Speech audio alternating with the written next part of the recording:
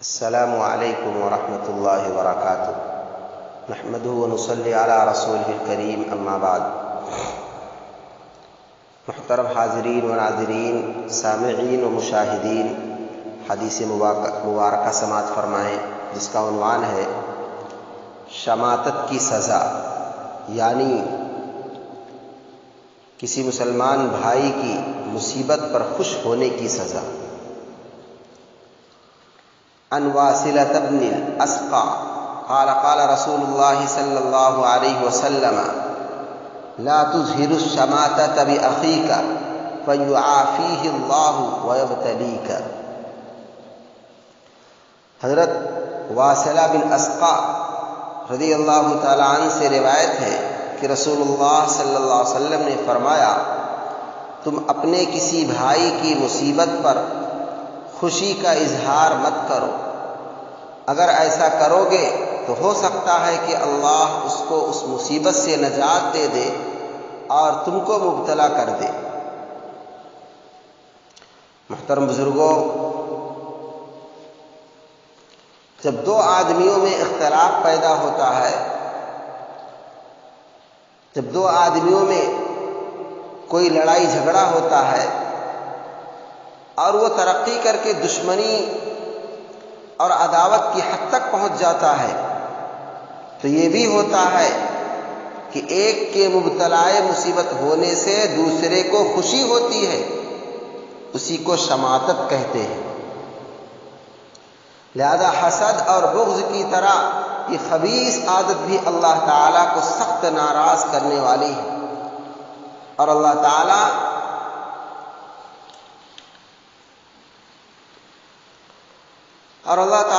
بسا اوقات دنیا ہی میں اس کی سزا اس طرح دے دیتے ہیں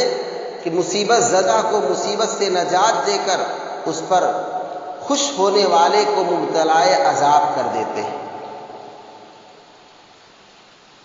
محترم سامعین، اس حدیث کا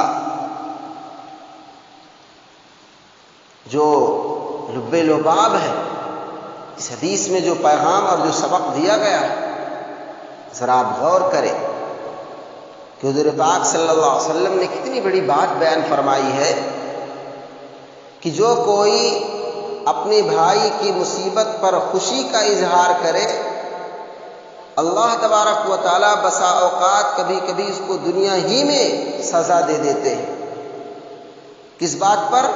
کہ کسی بھائی کی مصیبت پر خوشی کا اظہار کیا ہے۔ مثلا کسی کے یہاں کوئی مصیبت آ گئی، کوئی آفت ٹوٹ پڑی، کسی کا انتقال ہو گیا، یا کسی بیماری میں مبتلا ہو گیا، یا کسی بھی اور نقصان میں پڑ گیا، تو اب دوسرا مسلمان بھائی اگر اس کی اس مصیبت سے خوشی ہوتی ہے، اس کے غم میں شریک نہیں ہوتا ہے، اس کی تکلیف کو تکلیف نہیں سمجھتا ہے، اس کی مصیبت کو مصیبت نہیں سمجھ رہا ہے، بلکہ اس پر خوشی کا اظہار کر رہا ہے، تو حضور پاک صلی اللہ علیہ وسلم کا بیان ہے، آپ صلی اللہ علیہ وسلم بیان فرمایا فَيُعَافِيهِ اللَّهُ، اللہ تبارک و تعالیٰ اس مصیبت زدہ کو تو عافیت عطا فرما دیں گے، اور جو خوشی کا اظہار کر رہا ہے، جو خوش ہو رہا ہے کہ ہاں ہمارا دشمن اچھا ہوا نقصان میں پڑ گیا، اچھا ہوا کہ فلاں ایسے نقصان میں پڑ گئے، اللہ تبارک و تعالیٰ اس کو اس مصیبت میں گرفتار کر دیں گے۔ میرے عزیز دوستو، ذرا سوچے کہ جب اس بات پر حضور پاک صلی اللہ علیہ وسلم بیان فرما رہے ہیں کہ اگر کسی مسلمان بھائی کی مصیبت پر خوشی کا اظہار کر رہا ہے تو اللہ تبارک و تعالیٰ اس کو اسی مصیبت میں گرفتار کر سکتے ہیں، تو میرے عزیز دوستو وہ بات اور کتنی بڑی ہو سکتی ہے کہ جو کوئی مسلمان بھائی اپنے بھائی کو ستا رہا ہے، جو اس سے شرارت کر رہا ہے، جو اس کو تکلیف دینے کے در پہ ہے، جو اس کو نقصان پہنچانے کی 24 گھنٹے سوچ رہا ہے،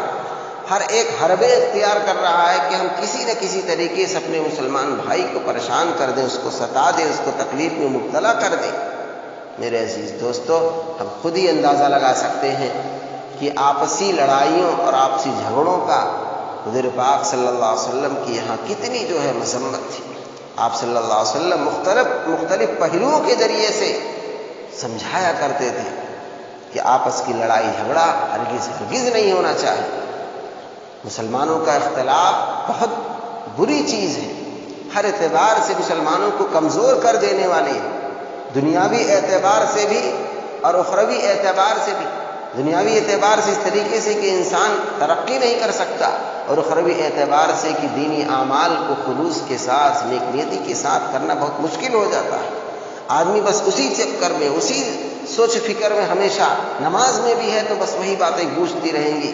کہ آیا ہمیں کس طریقے سے دشمن کے مقابلے میں اپنے آپ کو تیار کرنا ہے، کس طریقے سے ان کو ستانا ہے۔ بہرحال میرے عزیز دوستو، حدیث کے ذریعے سے ہمیں سبق لینا چاہیے، حضور پاک صلی اللہ علیہ وسلم کی باتوں کے ذریعے سے ہمیں اپنے آپ میں وہ تبدیلی اور وہ اچھائی لانی چاہیے۔ حضور پاک صلی اللہ علیہ وسلم کی منشا کیا ہے، آپ صلی اللہ علیہ وسلم کی چاہت کیا ہے، آپ صلی اللہ علیہ وسلم ہم مسلمانوں کو کس طریقے سے دینی خطوط پر تیار کرنا چاہ رہے ہیں۔ میرے عزیز دوستو، وہ بات، وہ عمل ہماری زندگیوں کے اندر آنا چاہیے۔ اللہ تبارک و تعالی ہم سبوں کو ان تمام باتوں کو صحیح طور پر سمجھنے اور آپس میں مل جل کر کے رہنے اور ایک دوسرے کی خوشی اور غمی میں شریک ہونے کی توفیق نصیب فرمائے۔ وآخر دعوانا الحمدللہ رب العالمین، والسلام علیکم ورحمۃ اللہ۔